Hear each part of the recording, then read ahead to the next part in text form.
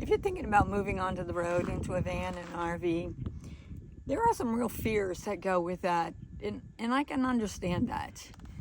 One of the things that I think maybe is the worst is the fact that there are a lot of legal things that you have to do, like addresses and registrations and all of those things. And I've just finished a 3-part series on the 3 domicile states that are good for nomads, and I hope you get a chance to watch those. But before you do, I was hoping to be able to talk to you a little bit about this. I did a deep dive in all of those, and I laid them all out and it seemed pretty logical, but I didn't stop to think about the fact that I didn't have to do any of those things because I had a legal address in Texas that I was going to be able to use. And so for me, it was very simple, but for you, it might not be. And there may be some other things that go along with that too. Like, for instance, one of the first things you need to do is get a legal address. Well, if you've lived in the same state, if you've lived in the same house for a really long time, that may be scary. And it may be a little bit sad to have to do that. But the trade-off, of course, is that you wouldn't be able to have a legal address and be a nomad on the road unless you did. Getting your mail, which is part of the legal address, you're going to have to go through all the stuff of changing addresses on all your bank statements and all of your credit cards and just everything that you have. You're going to have to change the address on them. And that can be overwhelming all in itself. I thought about that, and I'm thinking that maybe what you could do to kind of ease into that is go ahead and get the mail service without actually getting the address. And from where you are right now, your current location, sign up for the mailing service and start going through the process of forwarding everything to your new P.O. box at this time, and then just have it sent back to you, to your current address, until you get all of those things done so you don't get overwhelmed like you have to do them all the first day. But once you get your address, you kind of gotta let go of where you are. And again, that may be sad and overwhelming, and especially if you've lived there a long time. And I was able to use Texas as my legal residence, and that's where I had lived for a long time. So for me, it wasn't sad. And maybe it's not sad for you either. It may be just really exciting to be able to go out on this new adventure and have a new address and have a mail service and get new number plates and all of the things that go with that. But it may be frightening too. And I think that we really have to, as seniors, sit back for a minute and think about all of those things. And not the fact that you don't want to move onto the road, you don't want to simplify your life, you don't, those things that you don't want to do, but rather there's going to be some pretty major changes that you might not be prepared for just yet. And you might have to ease into those things. And you know what? That is okay.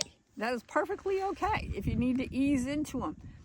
Because if you think about it and you're not ready to do this because this is overwhelming, you may be just like paralyzed and can't even think about the next step because it's just too much. There may be a lot of other things you have to do too. You may have to downsize. You may have to figure out all of the things that you're going to have to get rid of because they're not going to fit in your van or in your RV or your travel trailer or whatever it is you decide to get. And maybe you don't want the ties of having a storage unit or the expense of having a storage unit. And some of these things are going to have memories. And it may be your favorite pair of shoes that you don't want to get rid of. But there are some things that are going to have to happen. And I acknowledge that these things can be really scary.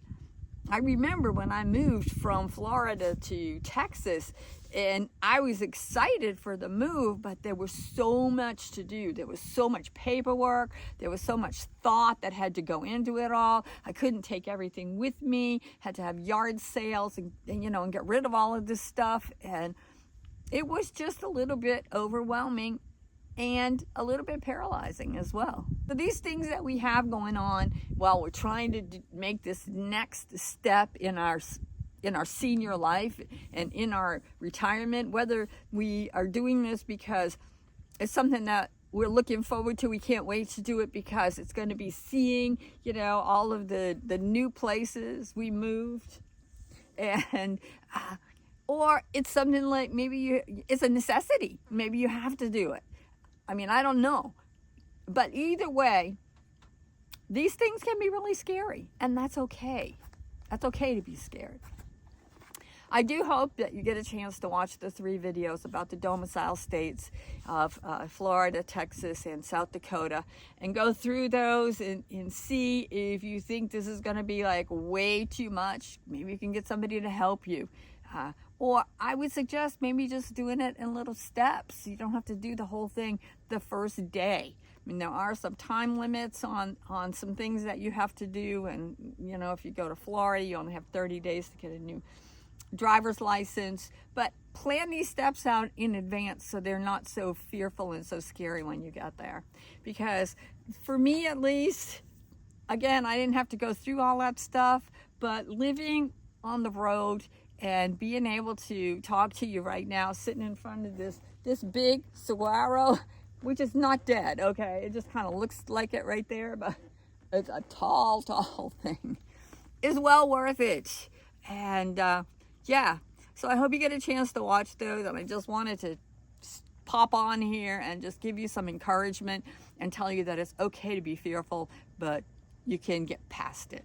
So until next time, thank you for watching. Subscribe, hit that bell, and we'll see you next time.